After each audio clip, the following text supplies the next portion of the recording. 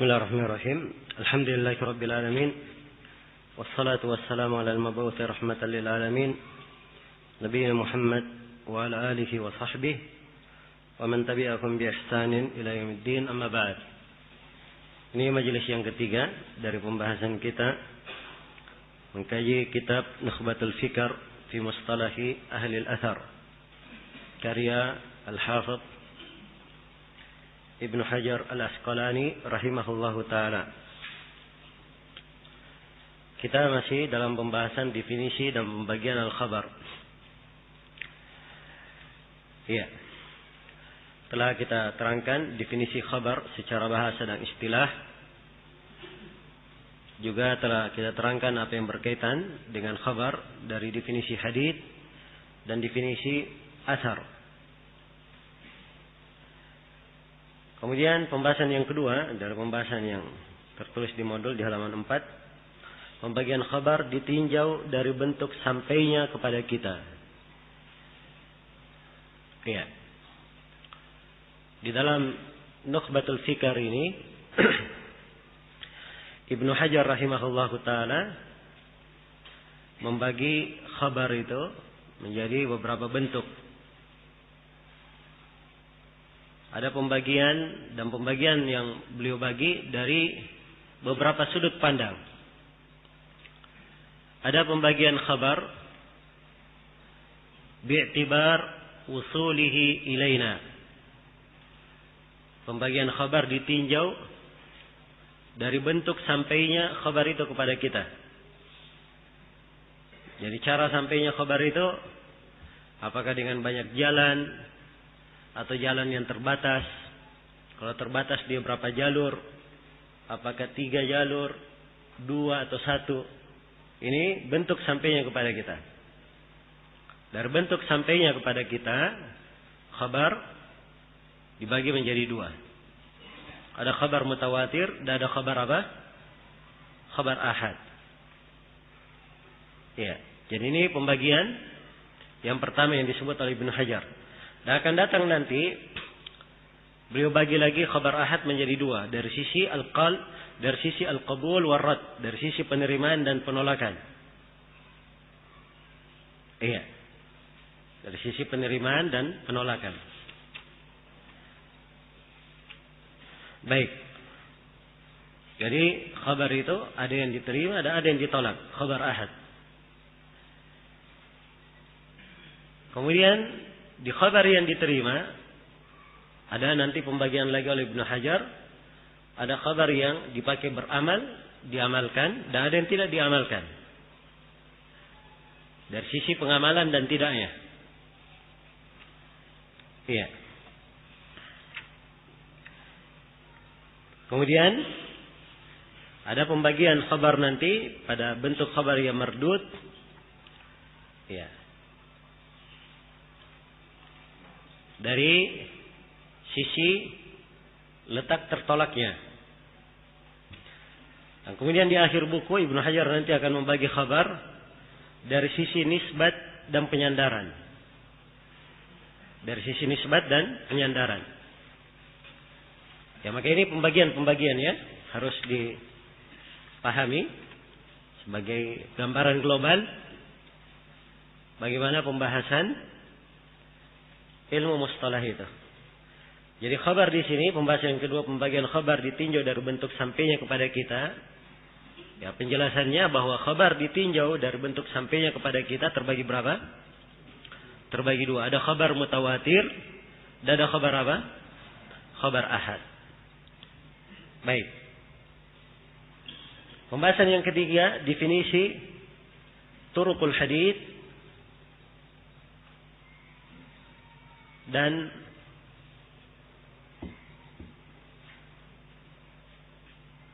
sanad itu turuqul hadits ya. Di sini kenapa berulang? Definisi turuqul hadits. Turuq jama' dari tariq. Tariq itu adalah jalur riwayatan. Iya. Jama' dari tariq. Turuq.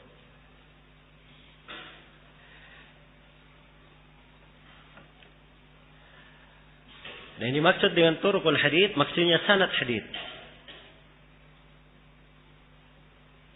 Nah, maka di sini ada 3 istilah yang perlu kita ketahui. Kata tariq, kata sanad, dan kata isnad. Sanad dan apa? Isnad. Ya. Sebab Ibnu Hajar mengatakan al-khabaru imma yakuna lahu turuqun. Khabar itu kadang dia mempunyai turuk, berbagai jalur. Jadi tariq itu Ibnu Hajar tafsirkan di Nuzha, di syarah beliau terangkan yang diinginkan dengan turuk yaitu al-asanid. Al-asanid atau al-asanid itu jamak dari apa? Isnad. Ya, karena itu tadi saya katakan ada berapa istilah yang perlu diperhatikan? Ada 3.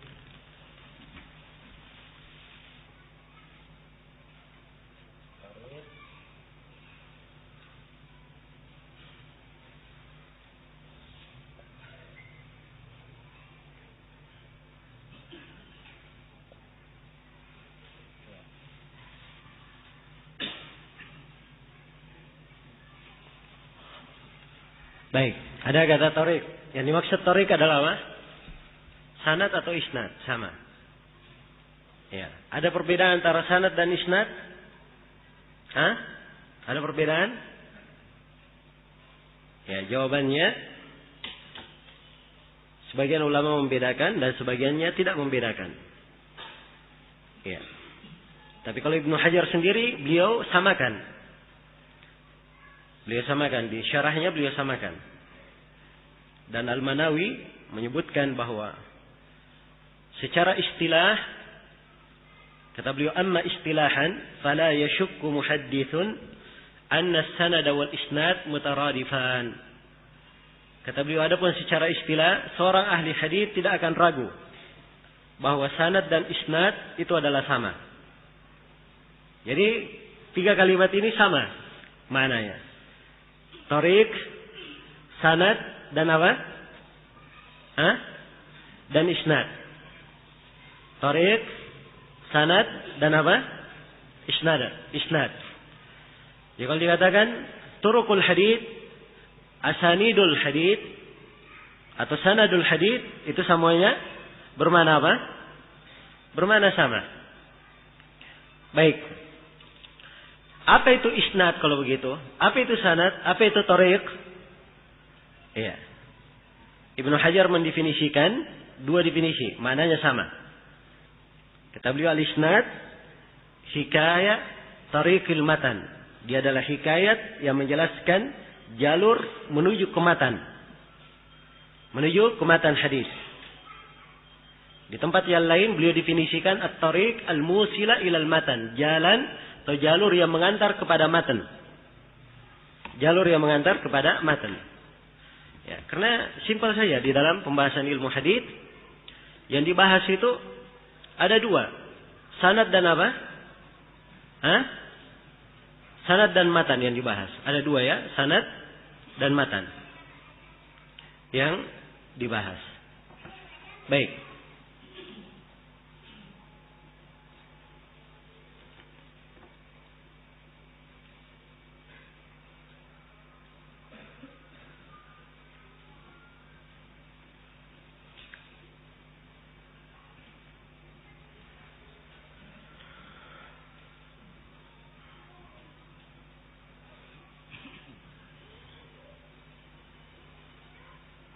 Ya, saya beri contoh supaya bisa diketahui. Sekarang kita periksa hadis yang pertama di Sahih Al-Bukhari. Ya. Hadis pertama di Sahih apa? Al-Bukhari.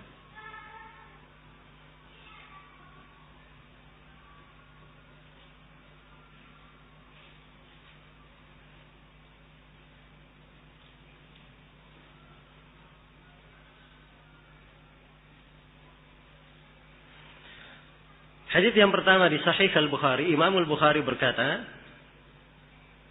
yang perhatikan sanadnya, Al-Bukhari berkata, haddatsana siapa? Al-Humairi, Abdullah ibn Zubair. Qala haddatsana, beliau berkata, menceritakan kepada kami Al-Humairi, Abdullah ibn Zubair. Qala Abdullah ibn Zubair berkata, haddatsana Sufyan, menceritakan kepada kami Sufyan, yaitu Sufyan siapa? Sufyan ibn Uyainah. Qala haddatsana Yahya ibn Sa'id al-Ansari. Sufyan berkata, menceritakan kepada kami Yahya bin Sa'id al-Ansari. Qala Yahya bin Sa'id berkata, akhbarani Muhammad ibn Ibrahim At-Taimi annahu sami'a Alqama ibn Waqqas Al-Laythi. Beliau mendengar Alqama bin Waqqas Al-Laythi yaqulu, beliau berkata, sami'tu Umar ibn Al-Khattabi radhiyallahu anhu 'ala al-mimbar. Saya mendengar Umar bin Khattab di atas mimbar. Qala, ia berkata, sami'tu Rasulullah sallallahu alaihi wasallam yaqul. Saya mendengar Rasulullah sallallahu alaihi wasallam bersabda, innamal a'malu binniyat wa innamal likulli imri'in ma nawa. Faman kanat hijratuhu ila dunya yusibuha au ila imra'atin yankihuha fa hijratuhu ila ma hajara ilaih. Ini lafadznya ya yang di awal Sahih Bukhari. Ya, walaupun konteks haditsnya sebenarnya di riwayat yang lain lebih panjang ya. Baik, sekarang di sini ada sanad dan ada apa? Ada matan. Yang mana yang dibilang sanad? Hah? Yang mana yang dibilang sanad? Ya, kita sudah sebutkan tadi, sanad itu silsilah rawi yang menyambung kemana? Ke matan. Jadi yang dibilang sanad ini nih dari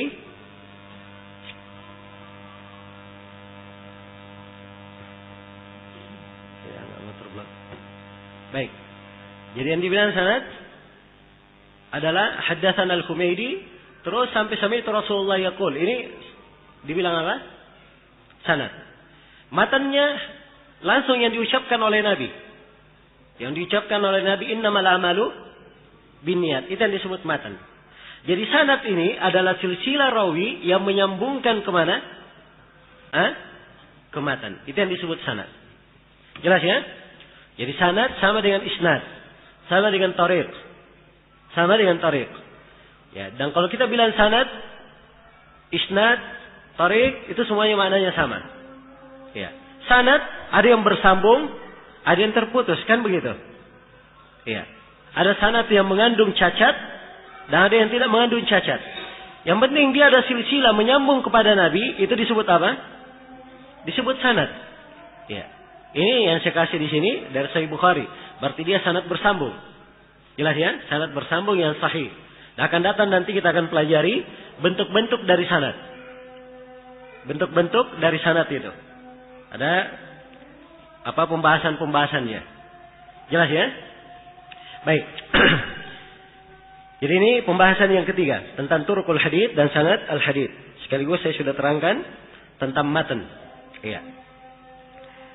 Yang dimaksudkan dengan matan hadits itu adalah ya ucapan yang disandarkan di dalam hadits.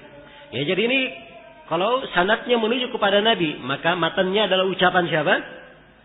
Ucapan Nabi. Tapi kalau sanadnya menuju kepada Umar saja misalnya, ya, maka matannya adalah ucapan siapa?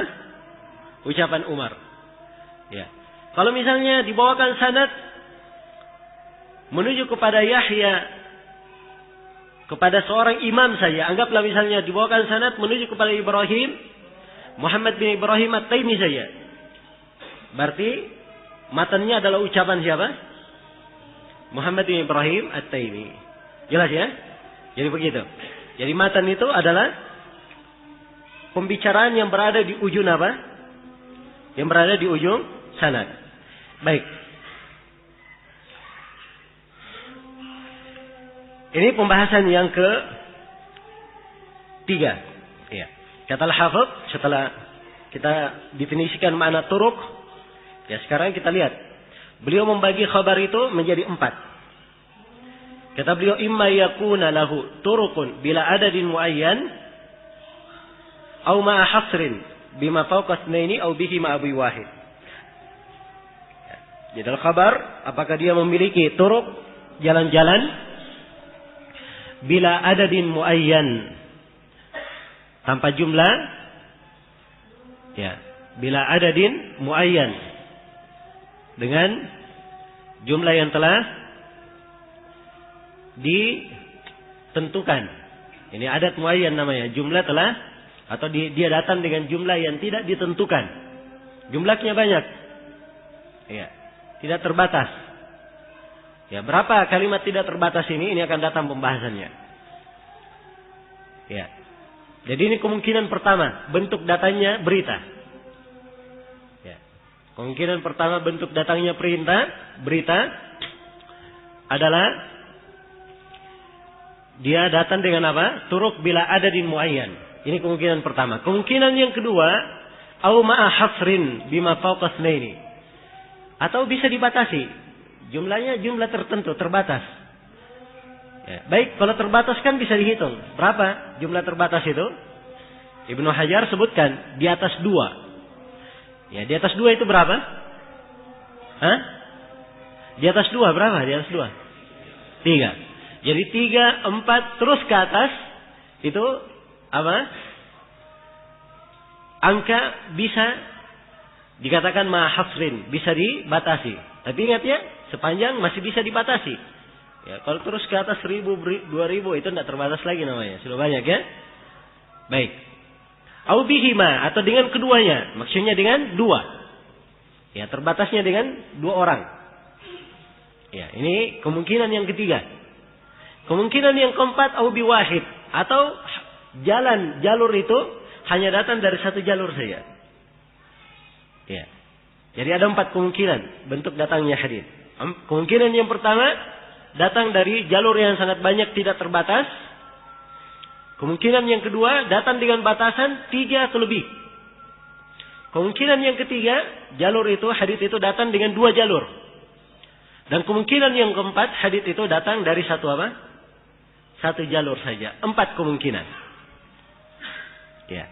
4 kemungkinan inilah pembagian khabar dari sisi datangnya kepada kita.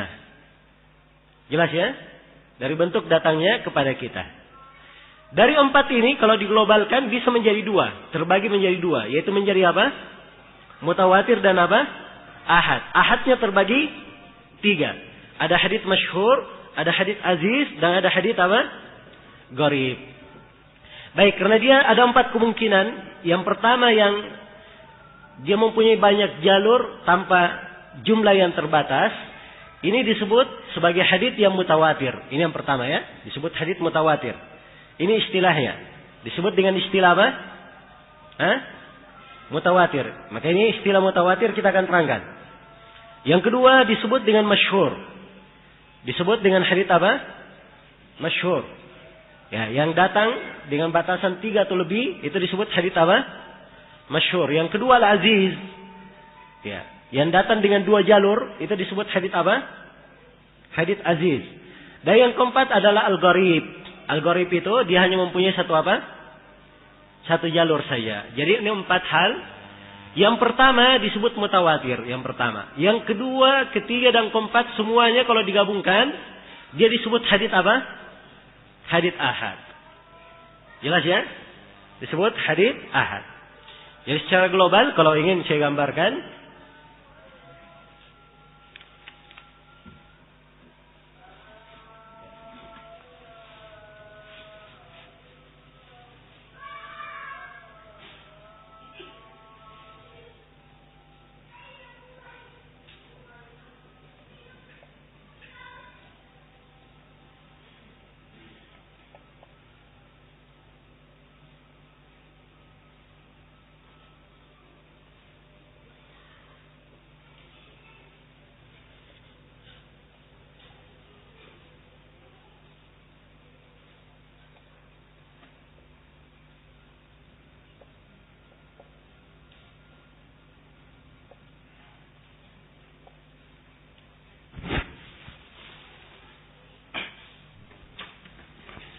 ya. Jadi itu penggambarannya secara global ya. Jadi khabar dilihat dari wusulihi ilaina, dari bentuk sampainya kepada kita terbagi dua. Mutawatir dan apa? Ahad. Yang ahad terbagi berapa? Terbagi 3. Masyhur, aziz, dan apa? Dan gharib. Itu kesimpulannya. Baik. Setelah kita memahami pembagian ini secara global, saya akan merinci dan mendefinisikan satu persatu. Iya. Kita lihat di pembahasan modul. Baik, di pembahasan yang keempat, definisi hadits mutawatir. Definisi hadits mutawatir. Baik. Kata Ibnu Hajar rahimahullahu taala di dalam mendefinisikannya, fal awwalu al mutawatiru al mufidu lil ilmi al yaqini bi syurutihi. Yang pertama adalah hadits mutawatir. Sebut mutawatir. Kemudian beliau terangkan mutawatir itu. Dia memberikan ifadah ilmu yakini. Memberikan ifadah ilmu yakini. Ya, jadi kalau hadits sudah mutawatir, ya, di dalam menyikapi hadits itu, seorang menerimanya dengan penuh keyakinan. Jelas ya, penuh keyakinan. Memberikan ifadah ilmu yakini. Ilmu yang meyakinkan. Tapi mutawatir ini dengan syarat-syarat. Bisyurutihi. Ada syarat-syaratnya. Ada syarat-syaratnya. Baik. Syarat-syarat mutawatir diterangkan oleh Ibnu Hajar rahimahullahu ta'ala di syarah beliau, di Nuzhatun Nadhar. Ya, sebelum saya terangkan, baik, kita adzan dulu ya. Untuk menguraikan tentang mutawatir, ada beberapa pembahasan yang perlu saya terangkan. Yang pertama, definisi mutawatir. Secara bahasa dan secara istilah. Ya. Mutawatir secara bahasa, dari kata at-tawatur. Dari kata at-tawatur yang bermakna at-tatabu. Tatabu itu artinya saling susul menyusul. Ya, seperti dalam firman Allah Subhanahu wa taala, "Tsumma arsalna rusulana tatra." Kemudian kami mengutus para rasul kami secara tatra, yaitu secara susul menyusul. Setelah Nabi datang lagi Nabi setelahnya, setelah Nabi datang lagi setelahnya. Iya. Itu secara bahasa ya, dan secara istilah Ibnu Hajar rahimahullah ya memberikan definisi, dan definisi beliau ini beliau bahasakan dengan penyebutan syarat-syaratnya. Ya. Penyebutan syarat-syaratnya. Dan sebelumnya telah didefinisikan oleh Ibnu Salah dan Nawawi ya, bahwa mutawatir definisinya adalah al-khabar alladhi yanquluhu man yuhfalul ilmu bisidqihi daruratan an mithlihim min awwalihi ila akhirih. Jadi mutawatir adalah khabar hadits alladhi yanquluhu, yang dinukil, diriwayatkan, may yuhfalul ilmu bisidqihi daruratan, oleh orang yang dipastikan kejujurannya secara aksioma. Iya. Itu artinya darurah ya, aksioma. Artinya dia adalah suatu hal yang diterima walaupun tanpa pembuktian. Iya. Karena sudah pasti dimaklumi. Iya. Seperti api itu panas. Perlu saya buktikan api itu panas? Iya. Ini dimaklumi secara apa? Darurat. Ini contoh ya. Baik. Jadi dia adalah khabar hadits yang dinukil oleh orang yang iya, dipastikan kejujurannya secara darurat, secara aksioma. An mithlihim, mereka meriwayatkan dari yang semisal mereka. Min awwalihi ila akhirihi, dari awal sampai akhirnya. Dari awal sampai akhirnya. Iya. Baik, ini definisi ya. Ibnu Salah dan Nawawi, dan definisi Ibnu Hajar semisal dengan ini. Walaupun Ibnu Hajar pembahasannya beliau agak panjang membahasakannya di nushah di sini. Iya. Baik. Dan untuk memperjelas definisi, tampak dari definisi ini pembahasan yang kedua, yaitu tentang syarat-syarat hadits mutawatir. Syarat-syarat hadits mutawatir ada 4. Ibnu Hajar sebutkan 4 syarat. Syarat yang pertama, kata beliau, adadun katsir, di Nushatun Nadhr ya, adadun katsir ahalatil adatu tawatu'ahum wa tawafuqahum alal kadhib. Ya. Jumlah yang banyak meriwayatkan. Jumlah yang banyak. Ya, menurut kebiasaan, jumlah yang banyak itu tidak mungkin mereka bersepakat, bersekongkol untuk melakukan kedustaan.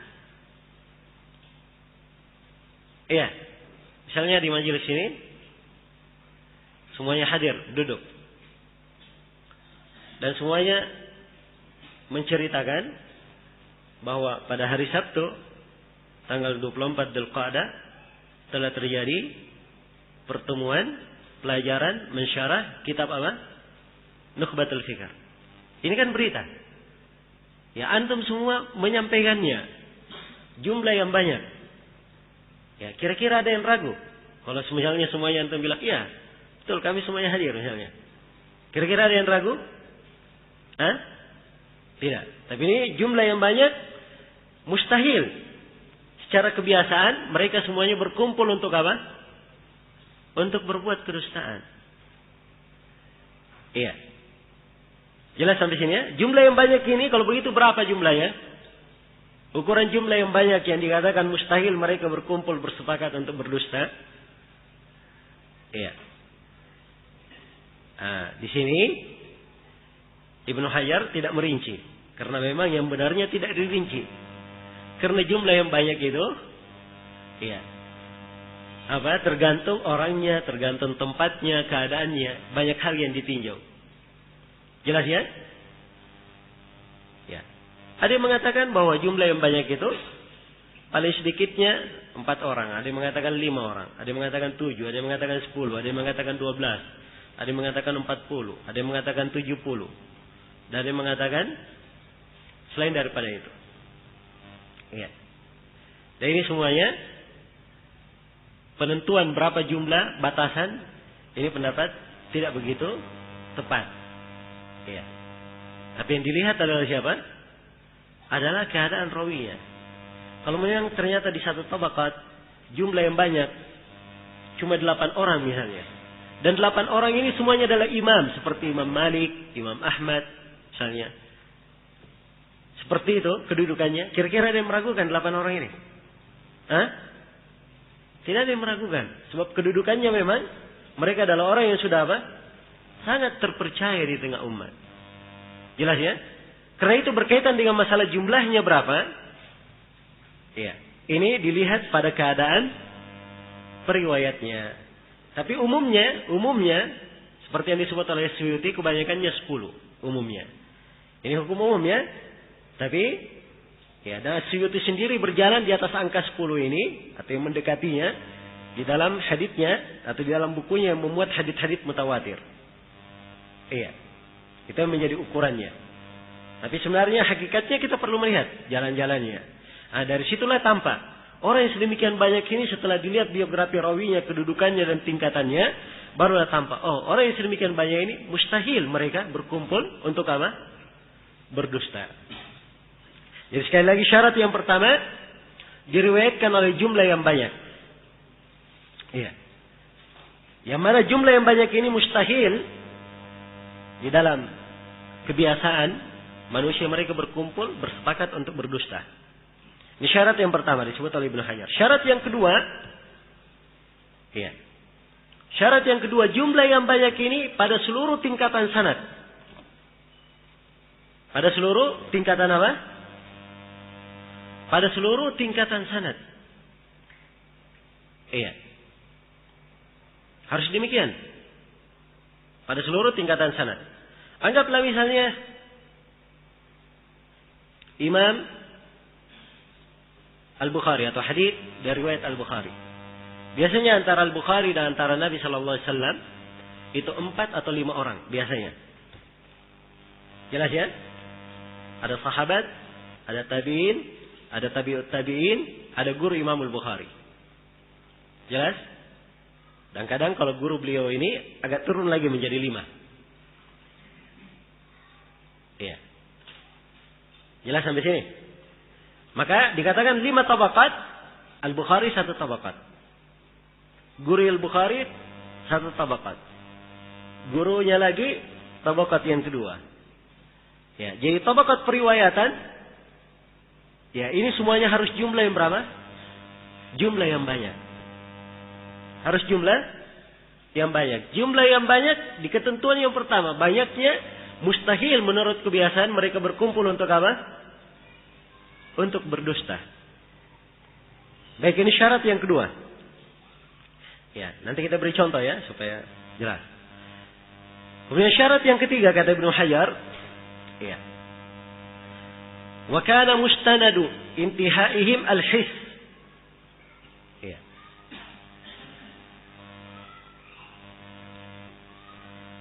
Dan adalah sandaran berhentinya mereka, sandaran pemberitaan mereka, khabar mereka itu kembali kepada his. Hal yang bisa dicerna dengan panca indera. Iya. Hal yang bisa dipahami dengan akal. Seorang kadang mendengarnya, melihatnya, bisa merasakannya. Ya. Jelas ya? Kalau misalnya dia kabarkan sesuatu yang mustahil, sesuatu yang tidak bisa dicerna oleh akal, ya. Atau sesuatu yang kalau terwujud ada, mungkin hanya ada di pikiran saja, maka ini tidak masuk di dalam hitungan apa? Hitungan mutawatir. Ya, jadi itu, karena itu disyaratkan ujung periwayatan mereka, sandaran periwayatan mereka adalah hal yang bersumber kepada apa? Panca indera. Hal yang bisa ditangkap oleh panca indera. Ya. Kemudian syarat yang keempat, ya, disyaratkan bahwa pemberitaan mereka, khabar yang mereka sampaikan, itu adalah pemberitaan di atas ilmu. Hal yang meyakinkan, bukan sangkaan. Ya, bukan sangkaan. Jelas ya? Ya. Kalau misalnya sebuah penduduk negeri, ya, bayangkan penduduk negeri, ya, satu kelurahan berapa orang? Hah? Iya, berapa orang satu kelurahan? Banyak kan? Satu kelurahan. Lihat bayangan putih di atas langit. Rame-rame bilang pocong. Ya. Ini beritanya meyakinkan atau sangkaan?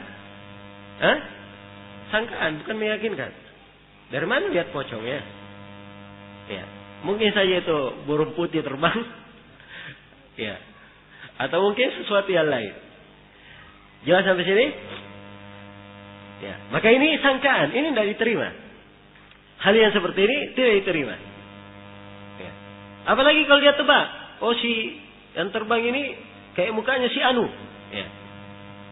Disebut mukanya si Anu. Ya. Ini sangkaan. Diterima walaupun satu kelurahan yang memberitakan. Soalnya melihat, oh kayak mukanya si Anu. Dia tidak lihat secara pasti. Bukan hal yang meyakinkan. Jelas sampai sini?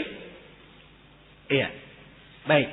Maka ini bukan mutawatir. Jadi kalau dia menyampaikan, penggambarannya adalah hal yang diyakini, hal yang betul-betul dia yakini.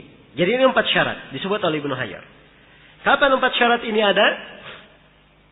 Maka dia disebut sebagai hadits mutawatir. Ini pembahasan yang kedua, syarat mutawatir.